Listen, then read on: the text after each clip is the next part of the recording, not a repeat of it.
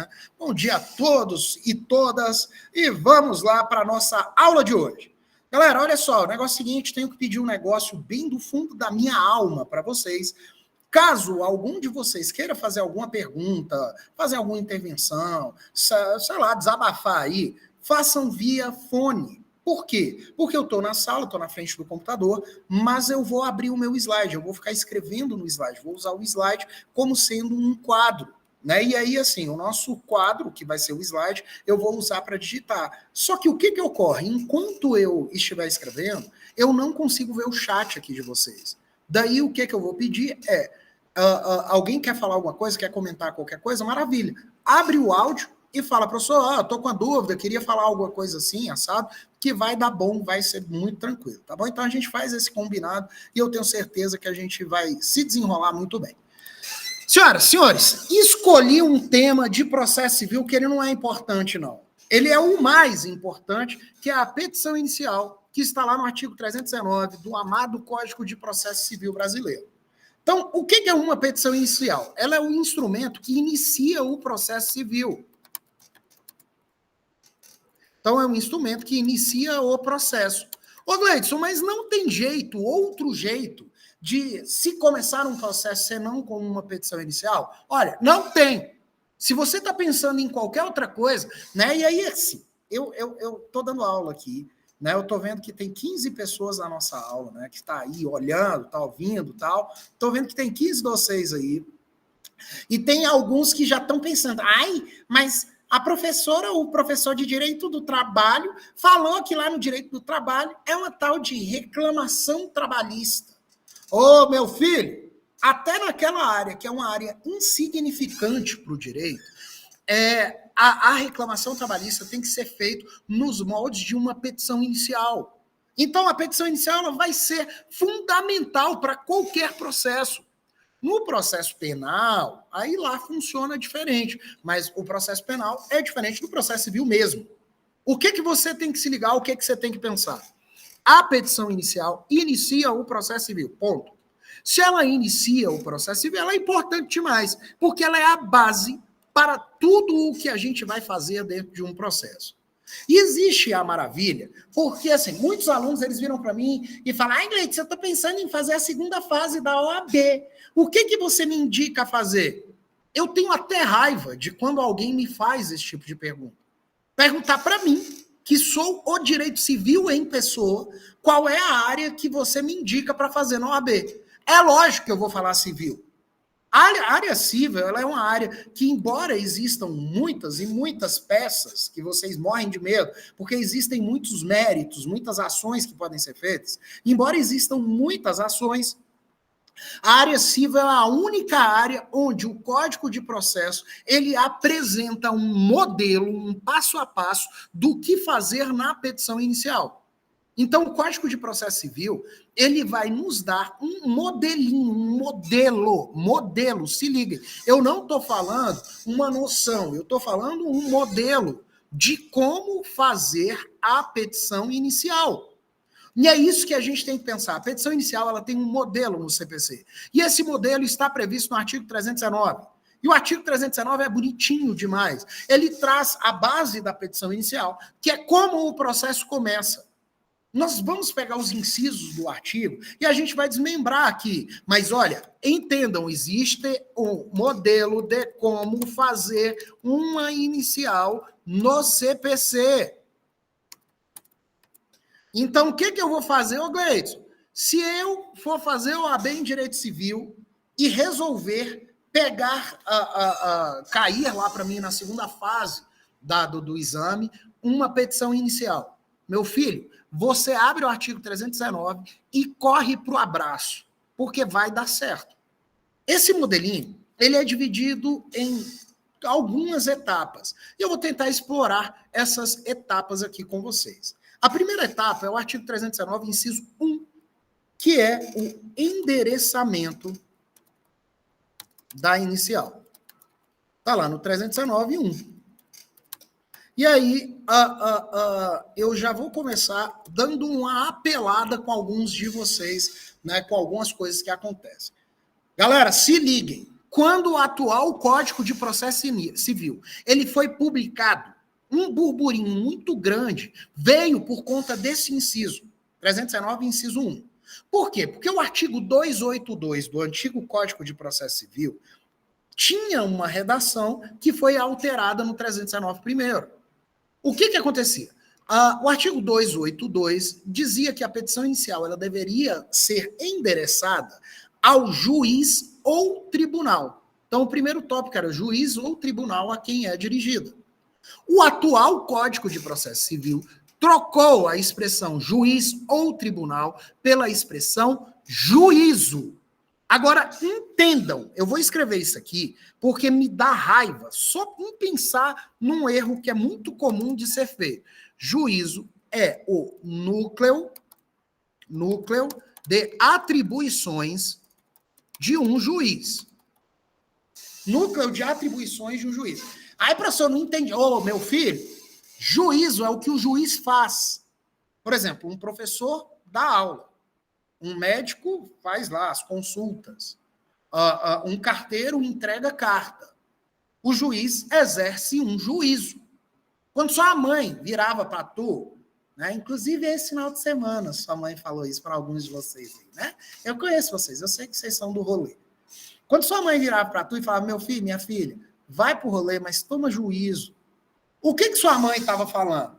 Para você ir pro rolê, mas quando você tivesse que tomar uma decisão, você fizesse um juízo antes, avaliasse antes e chegasse no melhor resultado possível. É isso que um juiz faz. Ele faz juízos de valor em ações.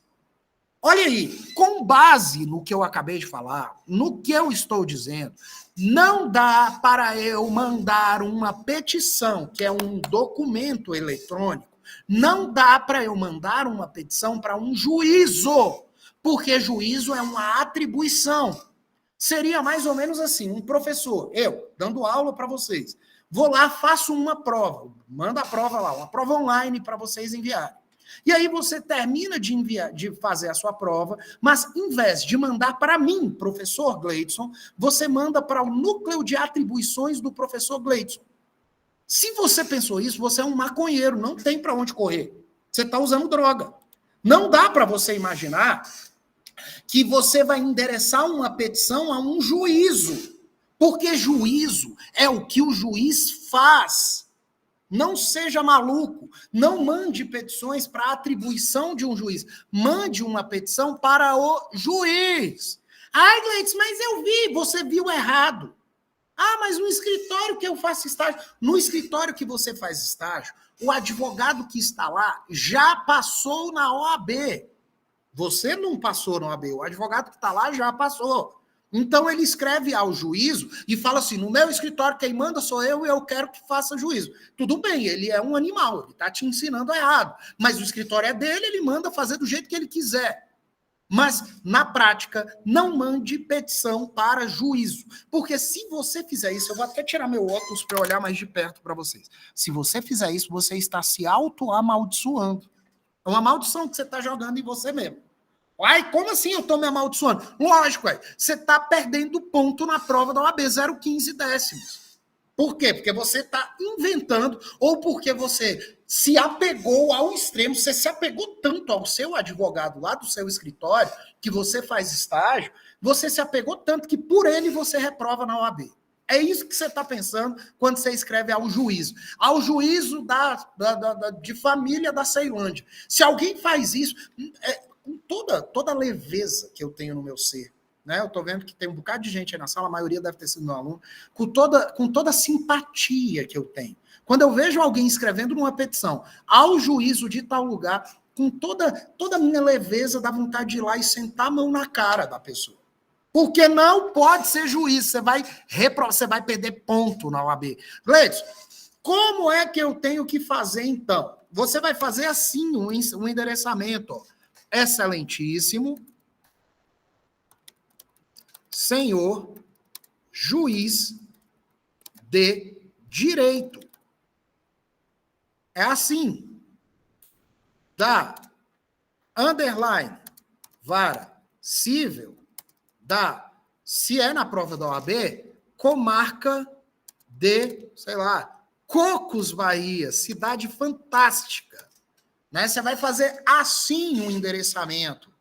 Lembrando, excelentíssimo senhor é como a gente trata chefe de poder. O juiz no processo, ele é a autoridade máxima do caso, ele é o poder, ele é a autoridade do Estado que conduz o processo.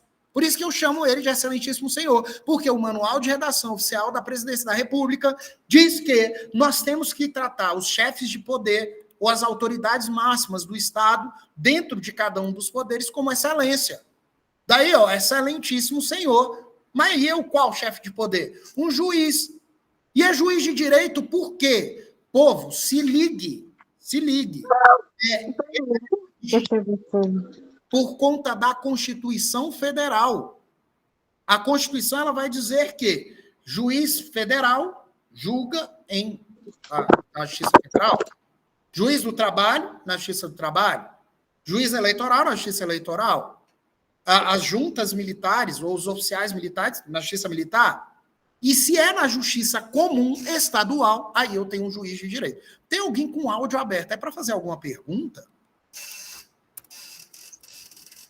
Acho que foi por engano, hein? Tem alguém com áudio aberto aí, confira.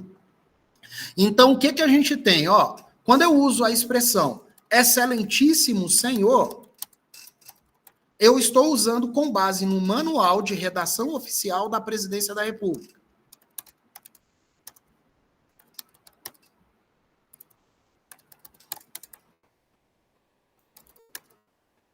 Quando eu uso a expressão juiz de direito, é porque ele é um juiz da Justiça Comum Estadual. Isso daí está na Constituição da República Federativa do Brasil. Quando eu uso a expressão vara cível, essa é a previsão de competência do Código Civil. Né? Então, o Código Civil vai estabelecer se é vara civil, se é vara de família, né? Ele vai dizer qual é o conteúdo. Isso daqui, somado à lei de organização judiciária dos estados. E essa lei vai dizer onde é que tem a vara civil, se é uma vara civil individual, se é uma vara civil com família, órfãos, sucessões. É a lei de organização judiciária que vai dizer. E aí eu vou falar que estou mandando a minha petição para uma vara civil. Por quê? Porque é assunto de direito civil. Se fosse assunto de direito de família, para uma vara de família. Se fosse falência, para uma vara de falência. Aí é o Código Civil e a Lei de Organização Judiciária dos Estados que vai me resolver esse BO. E a comarca de Cocos?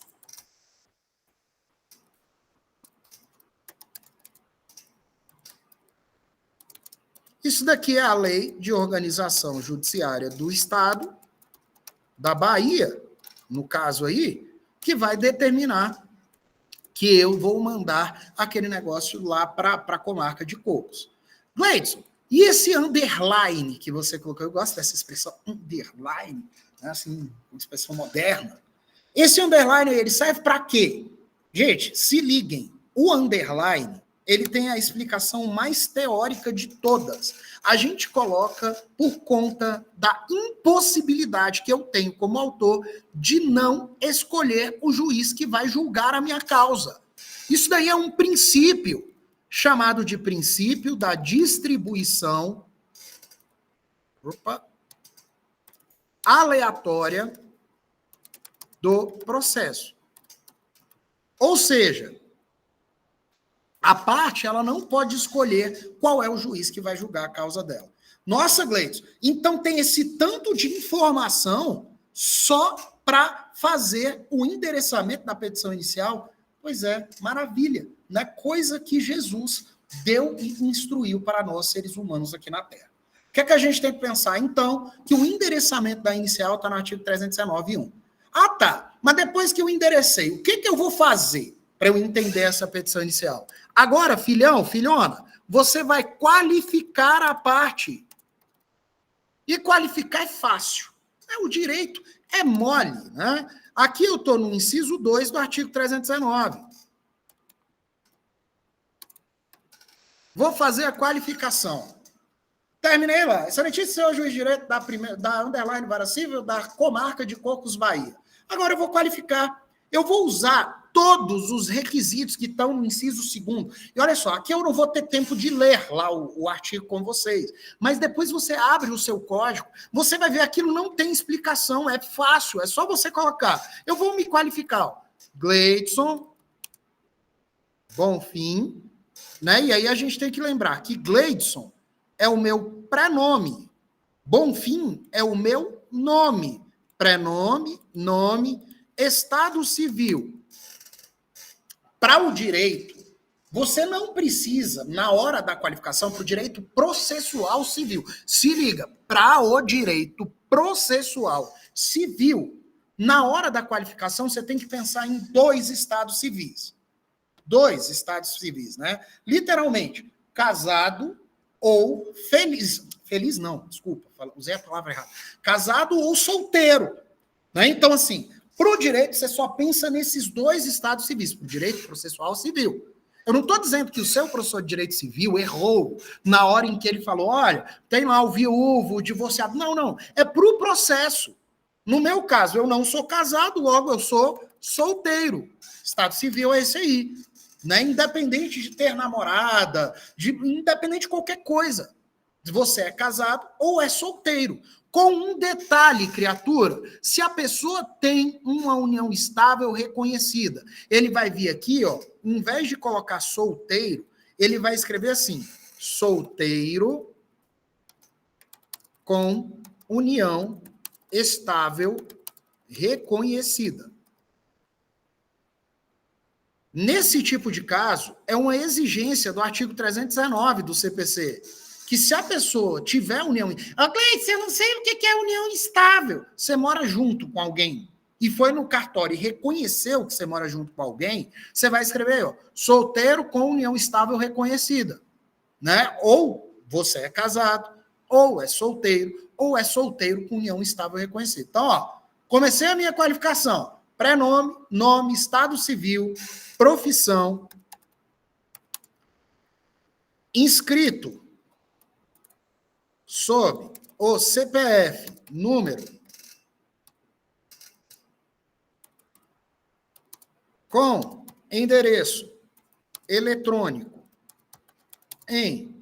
eu vou lá e coloco o meu WhatsApp, né? No WhatsApp, número.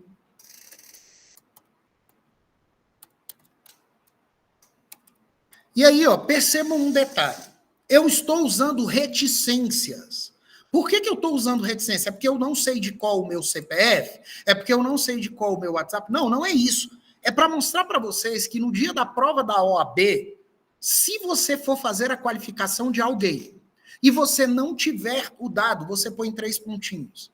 Isso é muito, muito exigido dos alunos lá. E aí, assim, poxa, Gleidson, mas a gente está estudando para a primeira fase da OAB. Sim, meu filho, você tem que saber que a qualificação que está lá no artigo 319, inciso 2 do CPC, tem esses dados e essas informações que eu estou te passando. Senão você vai errar. E aí você erra e faz o quê? Quando vocês erram bobagem na prova da OAB, vocês vão para a igreja e costumam excomungar os professores de vocês da área. Então, assim, alguém vai fazer uma oração para eu torcer o pé dando aula. Então, para evitar maldições na minha vida, não fica errando bobagem na prova da OAB. Ou melhor, vamos fazer um acordo, eu e vocês aqui. Se você errar uma bobagem na prova da OAB, me manda uma mensagem no Zap. Fala assim, Gleidson, eu errei uma bobagem na prova da OAB. Sabe por quê que é muito importante você me mandar a mensagem no Zap? Porque aí eu vou fazer uma oração e eu vou pedir para Deus que você reprove 3 exames seguidos na prova da OAB, porque você está errando bobagem. Então, não fiquem dando mole por aí. Não é para dar mole. A chinela tem que cantar, né, Laís? Não fiquem dando mole por aí. Se liguem, então. Terminei de fazer essa parte da qualificação. Com endereço eletrônico no WhatsApp de número tal, residente e domiciliado em... Aí aqui você vai lá e põe o seu endereço, vem por intermédio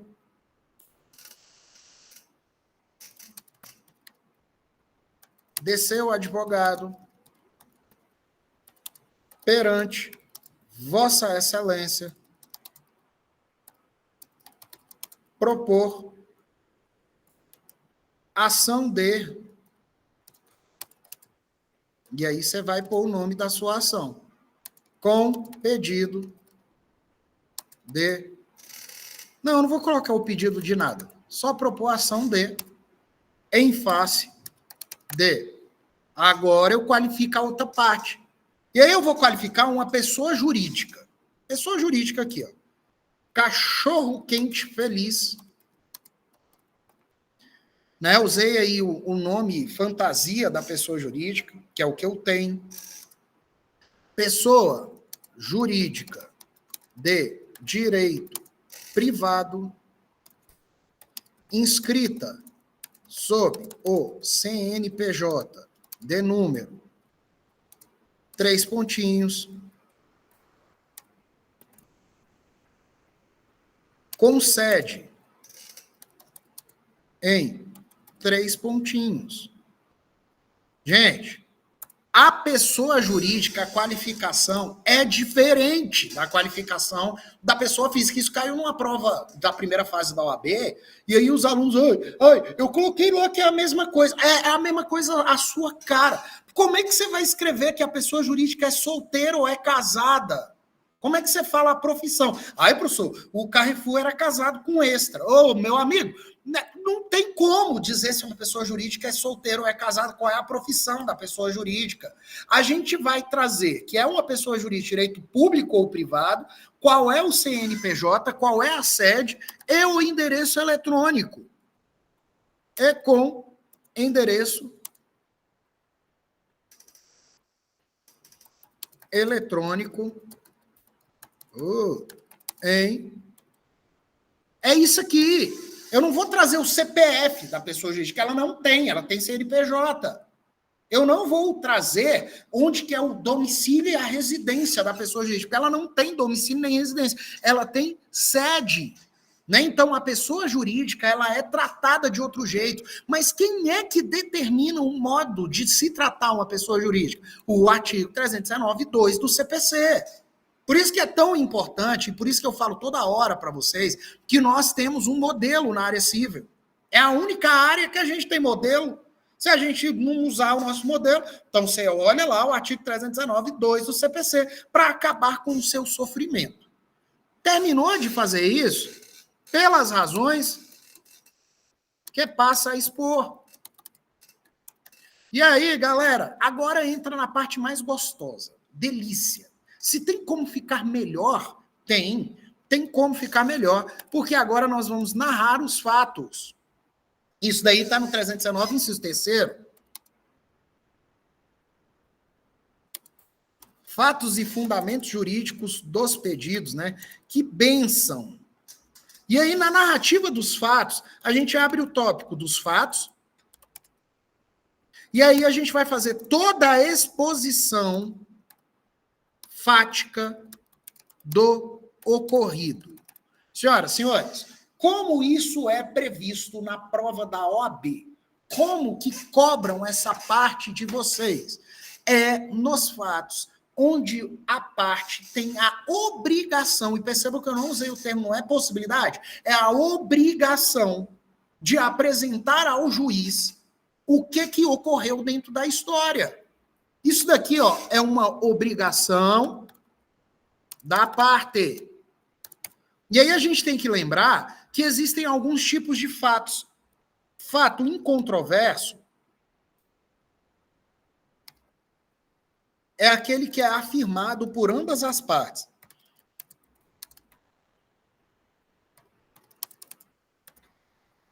Fato controvertido é aquele que uma parte diz uma coisa e a outra diz outra coisa. Normalmente é aqui onde nós temos a lide. Ai, professor, lide? Eu não sei o que é lide, não. Lide é o nome de o quê? De um cachorro, de um papagaio, uma calopsita. Ah, eu tenho uma calopsita que o nome dela é lide. Sua cara.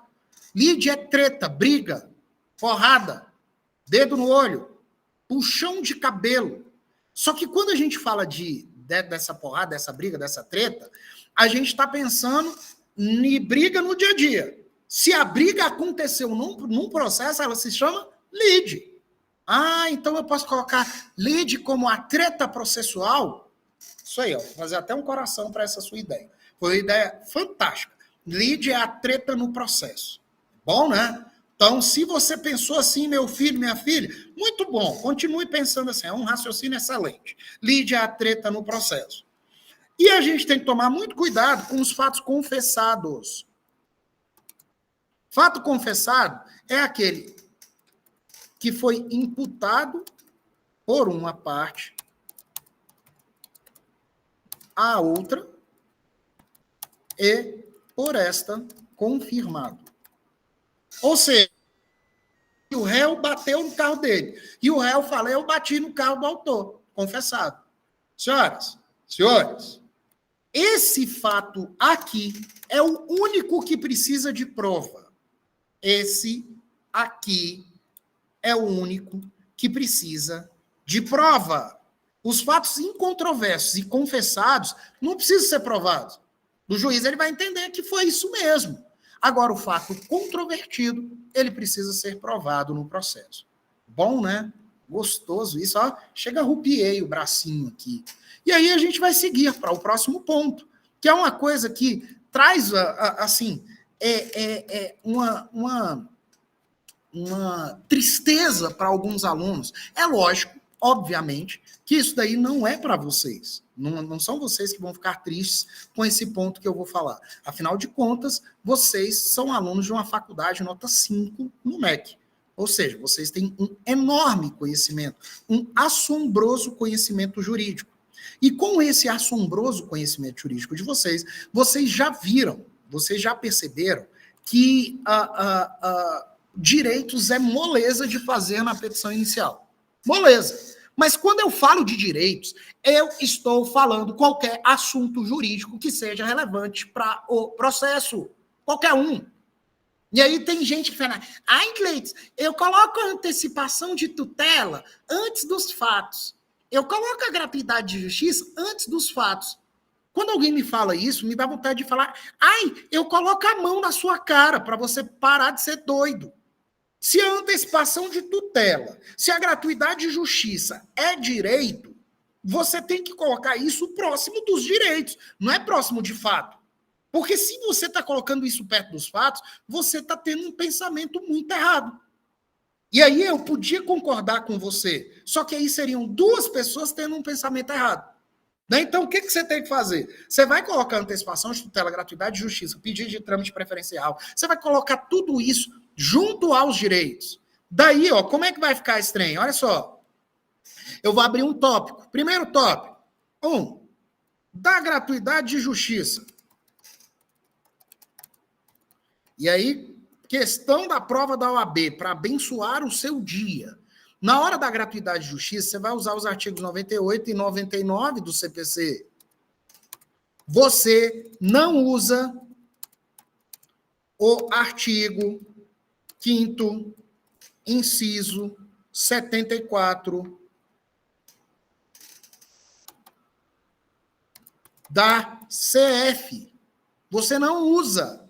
Sabe por quê? Porque esse artigo ele cria a defensoria pública. Ele fala que o Estado prestará assistência judiciária gratuita a quem precisar. Isso é a defensoria pública. A gratuidade de justiça está exclusivamente no 98 e 99 do CPC. E tem aluno que me irrita fazendo umas coisas erradas que não tem cabimento. Não tem cabimento. Eu tenho certeza que tem alguns alunos que eles fazem isso só para me irritar, para ver se eu morro de infarto. Eu tenho certeza. Tem aluno que vai lá e coloca assim, artigo 4º da Lei 1060 de 1950. Isso daí me dá tanto ódio, porque o artigo 4º da Lei 1060 de 1950 foi revogado pelos artigos 98 e 99 do CPC. Aí o que o aluno faz? Pega um modelo que ele achou na internet, coloca lá o modelo e me entrega. Senhores, gratuidade de justiça é 98 e 99 do CPC e pronto. Isso daqui é a possibilidade de não pagar custas nem honorários sucumbenciais no processo. Percebam que não é uma isenção.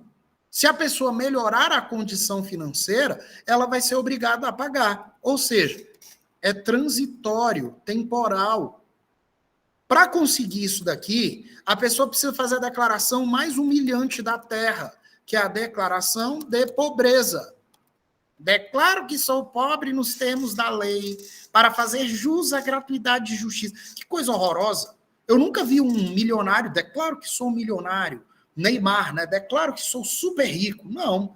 A gente vê pobre tendo que fazer a declaração de pobreza para conseguir a gratuidade de justiça. Mas é o requisito que está no Código de Processo Civil.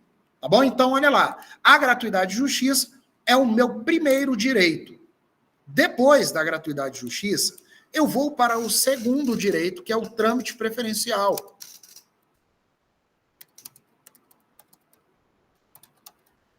Isso daqui é para pessoa idoso ou pessoa que está com uma enfermidade grave. Ou seja, corre risco de vida ou risco de morte, né? A pessoa está com a possibilidade de morrer mais rápido. Aí, o que a gente tem que pensar? Vai ter o direito a ter um trâmite preferencial no processo e tem que colocar isso na petição inicial. Terminei de falar do trâmite preferencial, aí eu vou falar da urgência.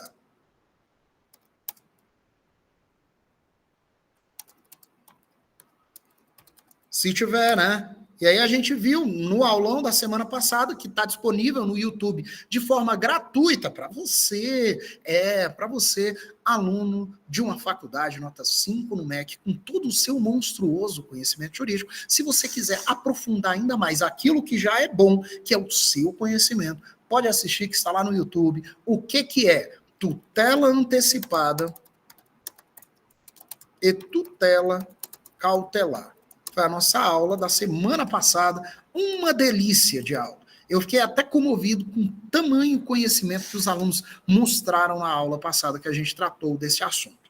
Né? Então, ó, nesse ponto, eu terminei de falar do trâmite preferencial, eu vou falar da tutela antecipada ou do pedido cautelar. Né? Tutela antecipada requer aquilo que você ia ganhar só ao final do processo, você quer ganhar agora, antecipadamente? Tutela cautelar é um pedido processual que garante o mérito da causa. Mas eu não tenho como explicar isso agora, porque isso é uma aula inteira. Então, ó, só para vocês entenderem que o terceiro tópico que eu vou colocar na petição inicial é a tutela de urgência, para só no quarto tópico eu mencionar os direitos.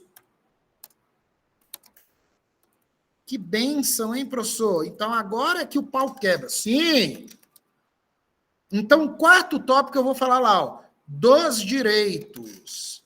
E agora eu vou colocar na prática todo o meu robusto conhecimento jurídico e vou explicar as fontes do direito, utilizando todas as possíveis para fundamentar os meus direitos. Fontes do direito, Cleiton? Sim, lei, doutrina, jurisprudência, costumes, princípios gerais do direito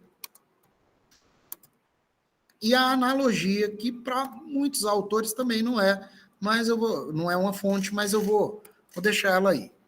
Então, nos direitos, a gente tem que usar todas as fontes. Todas as fontes. Ah, mas vai me dar muito trabalho. Pois é, se você não queria ter trabalho, você procurasse um curso onde você não precisasse trabalhar. Mas no direito você tem que ter trabalho.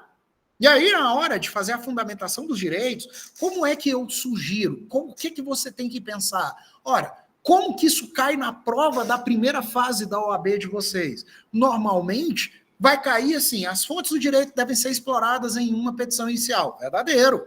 As fontes devem ser exploradas em uma petição inicial.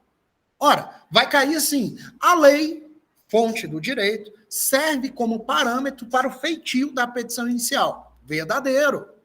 Daí eu vou ter que colocar essas fontes aí na petição inicial. Lei, doutrina, princípios gerais, jurisprudências, costumes, tudo isso tem que vir fundamentado. E aí vocês têm que se ligar ao seguinte. Eu sei que a grande maioria de vocês, um dia na vida, poderá advogar. Ai, professor, eu não quero advogar, não, mas vai. Isso aí é uma praga que eu estou jogando em você. Vai advogar. E aí, um dia na vida, você vai advogar. E aí, quando você estiver advogando, você vai lembrar do que eu estou falando aqui para você. Quando você não fundamenta direito as suas fontes do direito, se você não explicou direitinho, a outra parte vai fundamentar.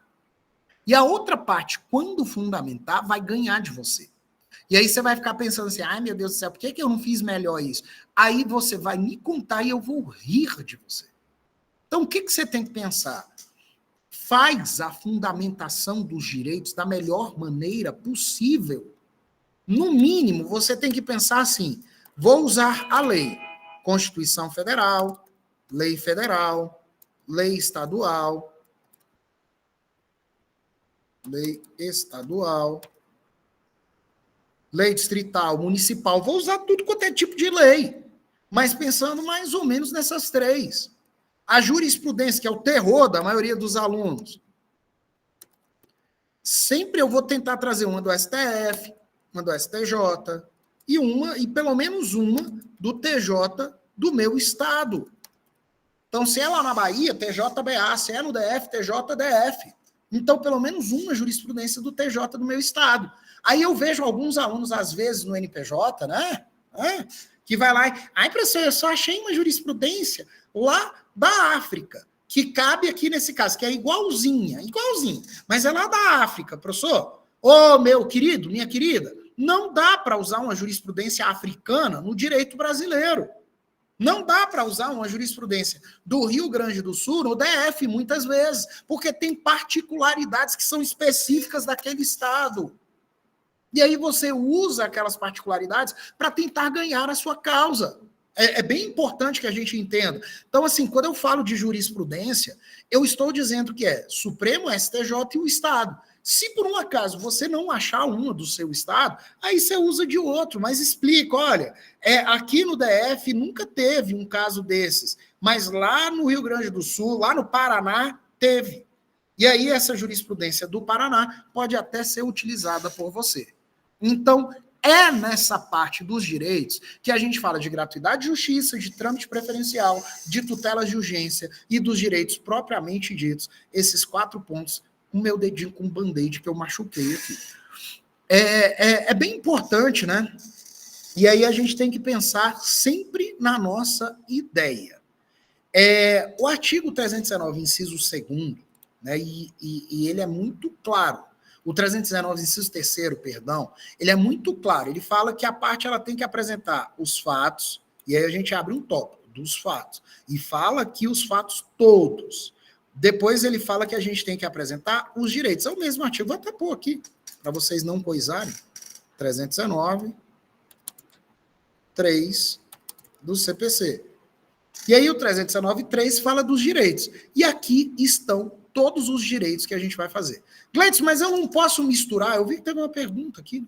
Deixa eu até coisar. Né? Olha lá, exatamente, dentro do direito. Trago o fato e faço... Não, aí você não precisa trazer o fato, Everton, porque você já apresentou o fato lá atrás. É lógico que você vai mencionar, olha, em casos análogos, parecidos, similares, já houve uma jurisprudência assim, assim, assado, e aí você vai fazer, é lógico, essa referência ao fato. Mas o fato, ele tem que estar lá no fato, bem destrinchado. E aí, gente, é sempre isso, quando você for para a segunda fase da OAB. Na primeira fase, você tem que entender que esses direitos, nos direitos, é o lugar de eu fazer toda a entrega jurídica da minha petição. Gratuidade de justiça, trâmite preferencial, tutelas de urgência e os direitos propriamente ditos. Tá bom? Então, a gente faz esse tópico, ou esses tópicos, que todos eles são vinculados aos direitos. Terminei, Gleitson. E aí? Filhão, agora é a parte boa, os pedidos e suas especificações. Pedidos. A gente sempre começa o pedido assim, ó, ante o exposto, requer. E agora, a gente enumera os nossos pedidos e a gente vai fazer um a um nos termos em que a lei determina. O primeiro pedido que eu farei é a citação da parte contrária para se manifestar.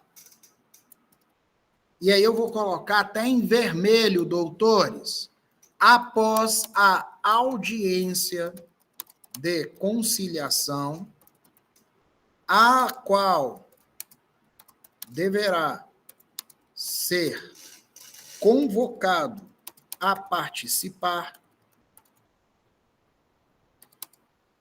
pois, desde já, a parte autora já a requer. Primeiro pedido, citação da parte contrária. Só que percebam que esse pedido ele veio com um monte de coisa. Em primeiro lugar, o que é citação? Citação é dar ciência a um interessado no processo. Isso é citar. Então, o autor pede a citação do réu para que ele tome ciência do processo. Ele vai tomar ciência para fazer o quê? Para se manifestar. Mas ele vai se manifestar quando? Após a audiência de conciliação. Gleidson, eu não sei o que é essa história de audiência de conciliação. Meu filho, minha filha, se ligue. O artigo 319 do CPC diz que a parte autora ela é obrigada a dizer se quer ou não conciliar. Ela tem que dizer. Perceba que eu não estou falando que ela é obrigada a achar. Não, ela tem que dizer se quer ou não quer conciliar. As opções dela aqui são básicas. Ela tem 3 opções. Falar assim, juiz, eu quero conciliar, igual eu pus aí. Aí o juiz vai marcar a audiência de conciliação. A segunda opção é falar, juiz, não quero conciliar. Aí o juiz não vai marcar a audiência de conciliação, porque o autor já falou que não quer. A terceira opção é não falar isso aí. Não, é esquecer. É o que os alunos de faculdade nota 2, 3 fazem, esquece. Agora, vocês são faculdade nota 5 no MEC. Vocês não esquecem esse tipo de coisa. Se o advogado esqueceu de falar da audiência de conciliação, o juiz vai entender que ele quer e vai marcar a audiência de conciliação.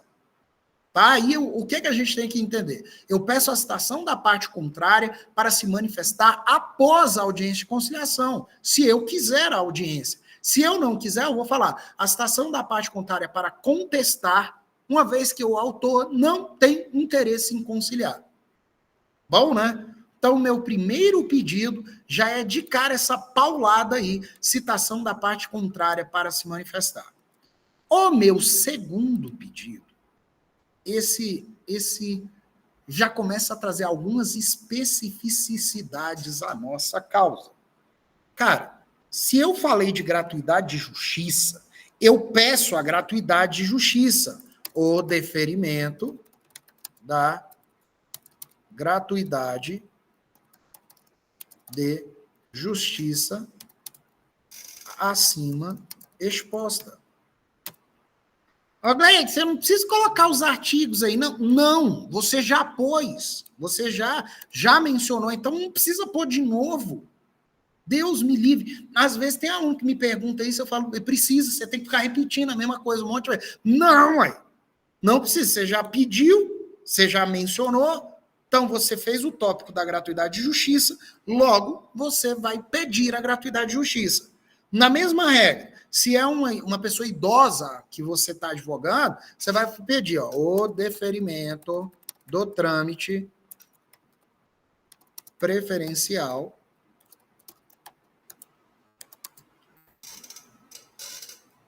demonstrado, nos termos demonstrados.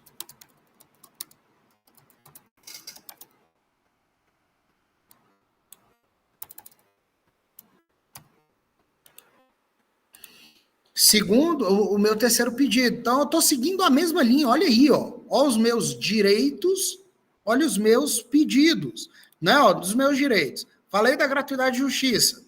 Nos meus pedidos. Pedi a gratuidade de justiça. Nos meus direitos. Falei do trâmite preferencial. Nos meus pedidos. Pedi o trâmite preferencial. Nos meus direitos. Falei da tutela de urgência, cautelar e antecipada. Nos meus pedidos. O deferimento da tutela de urgência. Eu vou colocar tutela de urgência, gente, que aí vocês já sabem que é cautelar e antecipada. Pode ser um ou outro. Concedendo ao autor imediatamente. Aqui eu tenho que ser específico. Especificar o que quer. Né? Então, aí eu tenho que ser específico. Aí eu tenho que narrar. Porque o pedido ele tem que ser certo, determinado. Ele tem que ser preciso. Ele tem que ser idealizado. Você não pode chegar lá assim, a condenação do réu a pagar danos morais determinados pelo juiz. É o juiz que sabe o seu abalo psicológico, é o juiz que sabe a sua tristeza, ele é quem sabe o que está permeando o seu coração de ódio. Então é você, meu filho, que faz o pedido de deferimento do dano moral, do dano material. É você. Então, o que a gente tem que pensar é que esses pedidos eles devem ser determinados. Não posso fazer pedido genérico. Não pode. E aí, ó, eu vou pedir a tutela de urgência. E aí, normalmente, como é que fica? O deferimento do pedido cautelar no sentido de determinar imediatamente que o réu saia da casa da autora para que esta possa se divorciar. Olha aí, ó, o pedido cautelar. Ou o deferimento da tutela antecipada, devendo imediatamente o nome do autor ser removido do Serasa, do SPC. Mais um. Então, o que a gente tem que fazer? Faço o pedido de urgência, mas extremamente determinado. Não pode ser genérico. Isso se cair na primeira fase da OAB de vocês. E vocês reprovarem, e vocês perderem o ponto. Ai, né? Me manda depois uma mensagem. Eu errei aquela questão dada lá, que aí eu vou pedir oração por você na igreja. Tá? Então, meu quarto pedido, no deferimento da tutela de urgência. O quinto pedido, seguindo a mesma ordem, olha aí, ó. Se eu falei da tutela de urgência, agora são os direitos. Então, a condenação. O meu fone resolveu ficar doidão. A condenação do réu em... Aí eu vou fazer o meu pedido principal.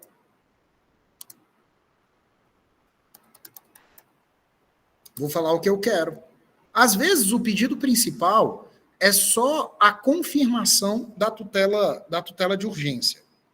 Às vezes, o pedido principal é só confirmar a urgência. Então, assim, se na tua tutela de urgência você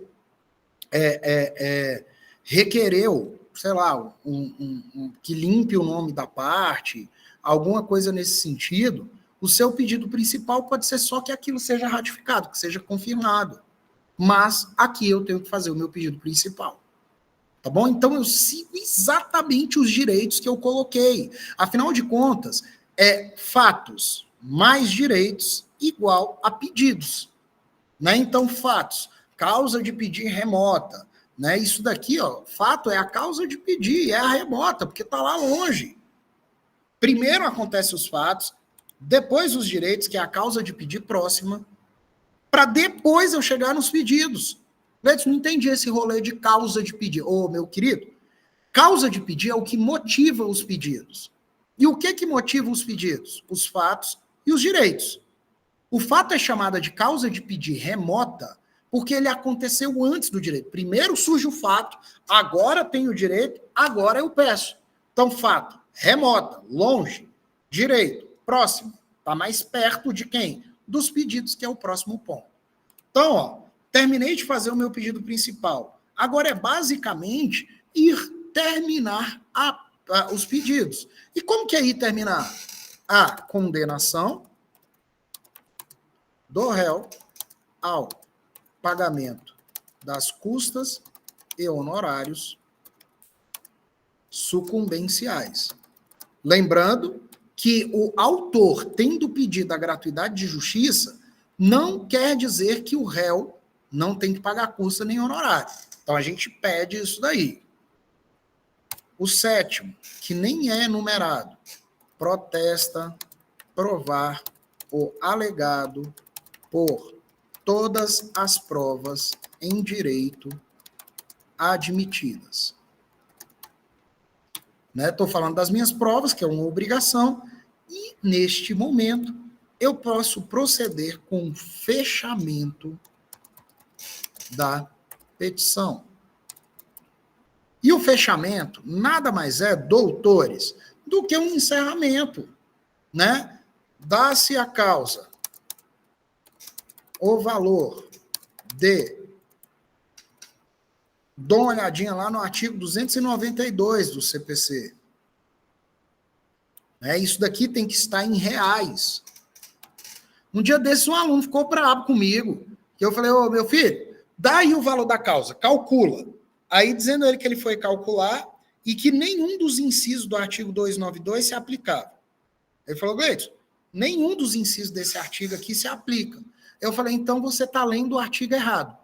Você está lendo errado. Porque eles têm que se aplicar. Não é uma opção, não é eu vou fazer aqui. Não, meu querido, está lá no artigo 292 do CPC. Então, o valor da causa, você lê o 292 e entrega. E percebam que eu coloquei que aqui, ó, em reais. Você não põe valor da causa de outra maneira. Tem que ser em reais. Reais, se liguem. Tá bom? Então, o valor da causa deve ser apresentado em reais. Fiz lá o valor da causa, dá-se a causa o valor de tanto, nestes termos. Pede-se deferimento. Teve um aluno meu uma vez que eu eu pedi para eles fazerem uma contestação, uma turma, né, de estágio. Ai, tão bonitinho que chega a me arrepia, olha isso. Pedi para eles fazerem uma contestação na turma de estágio. Aí o menino veio aqui, na hora de fechar, colocou lá assim, nestes termos, pede-se indeferimento. Falei, isso aí. Você tem que pedir para indeferir a petição que você acabou de fazer. Nestes termos, pede-se deferimento. Deferimento. Ah, mas é a contestação. Não importa. Você vai pedir deferimento da sua petição. Sua petição é deferida ou indeferida. Se ligue. Tá? E aí, ó, nestes termos, pede-se deferimento. Local, data, nome do advogado, número da OAB.